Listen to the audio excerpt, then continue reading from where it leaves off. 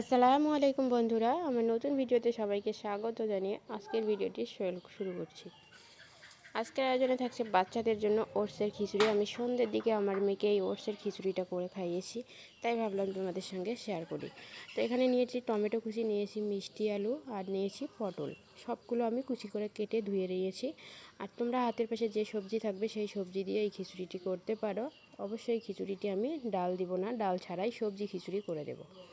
তো সবজিগুলো এখন ভালো করে তেল দিয়েছি, তেলটা গরম করে নিয়ে এখন ভেজে নেব। হালকা আছে 2 থেকে আড়াই মিনিট ভেজে নিলেই কিন্তু সবজিটা ভাজা হয়ে যাবে। একদম হালকা আছে ভেজে নিয়েছি। আর সবজিটা ভাজা হওয়ার পরে দেখুন কতটা কমে আসছে। এখন দিয়ে দিলাম এখানে ওটস, আর ওটসটা দেওয়ার পর ভালো করে ভেজে নেব যেন ওটসটাও ভাজা হয়।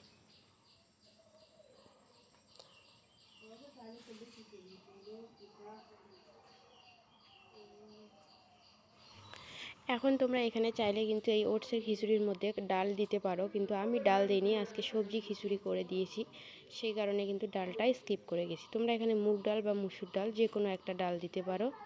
তো এই পর্যায়ে আমার ভাজা হয়ে আসছে সবজি এবং ওটসগুলো। এখন দিয়ে দিব পানি। এমনভাবে পানিটা দেব যেন সবজিগুলো আমার ভালো করে সেদ্ধ হয়ে আসে। আর পানি দেওয়ার পরে এখানে দেব সামান্য পরিমাণে আদা এবং রসুনের পেস্ট। আমি আদা রসুন একসঙ্গেই পেস্ট করে নিয়েছি, সেই হালকা একটু পেস্ট দিয়ে দিলাম। বাচ্চাদের খাবারে যত তাড়াতাড়ি পারবেন আদা বাটা অ্যাড করবেন, কারণ আদা রোগ প্রতিরোধ ক্ষমতা বাড়ায়। এরপরে সামান্য পরিমাণে লবণ আর একটু হলুদ দিয়ে জাল দেব। এখন সুন্দর একটা ফ্লেভারের জন্য দেব 1 টুকরো দারুচিনি আর 2টো এলাচ দিয়ে হাই হিটে এটাকে জাল করে নেব, তাহলে তাড়াতাড়ি সেদ্ধ হয়ে আসবে এবং খুব সময় লাগবে না। এখন ঢাকনা দিয়ে ঢেকে রাখছি।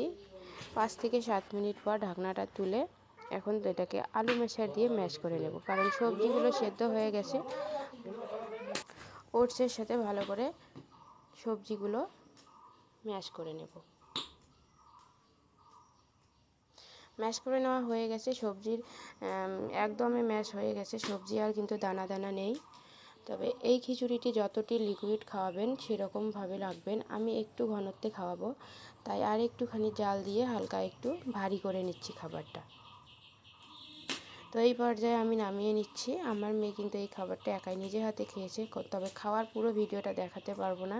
পুরো ভিডিওটা দেখাতে গেলে কিন্তু ভিডিওটা অনেকটা বড় হয়ে যাবে, তাই হালকা একটু ভিডিও দেখিয়ে দিচ্ছি। যাই হোক, আজকের ভিডিও এখানেই শেষ করছি। সবাই ভালো থাকবেন, সুস্থ থাকবেন, আমার মেয়ের জন্য দোয়া রাখবেন, আর প্লিজ চ্যানেলটি সাবস্ক্রাইব করে বন্ধু হয়ে পাশে থাকবেন। আপনারা আমার পুরো ভিডিওটি দেখলে আমার একটু হেল্প হবে। প্লিজ আমাকে একটু হেল্প করবেন, আমাকে একটু ভালোবেসে সবাই পাশে থাকবেন, যেন আমি এই ইউটিউবের ভিডিওর মাধ্যমে একটু এগিয়ে যেতে পারি। একটু ঘি দিয়ে মেখে সার্ভ করব। ঘিতে রয়েছে গুড ফ্যাট, বাচ্চাদের যত তাড়াতাড়ি সম্ভব ঘি অ্যাড করার চেষ্টা করবেন। আর ঘি দিয়ে আমি খাবারটা মেখে সার্ভ করব। তবে আমার মেয়ে এই খাবারটা পুরোটাই খেয়ে নিয়েছিল। এই যে আমি আমার মেয়েকে মেঝেতে দিয়েছি বসতে, আর ও খাওয়ার সময় অনেকটা নোংরা করে, তাই